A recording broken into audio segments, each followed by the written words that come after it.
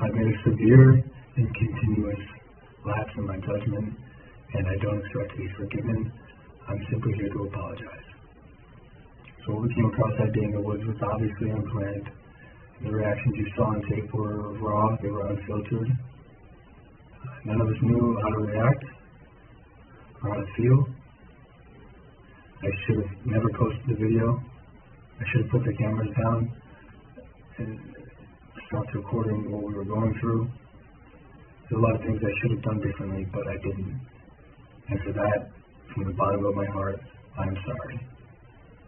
I want to apologize to the internet. I want to apologize to anyone who's seen the video. I want to apologize to anyone who has been affected or touched by mental illness or depression or suicide. But most importantly, I want to apologize to the victim and his family. For my fans who are defending my actions, please don't. They do not deserve to be defended. The goal with my content is always to entertain, to push the boundaries, to be all-inclusive. In the world I live in, I share almost everything I do. The intent is never to be heartless, cruel,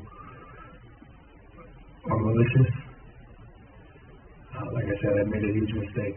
I don't expect to be forgiven. I'm just here to apologize. I'm ashamed of myself. I'm disappointed in myself. And I promise to be better. I will be better. Thank you.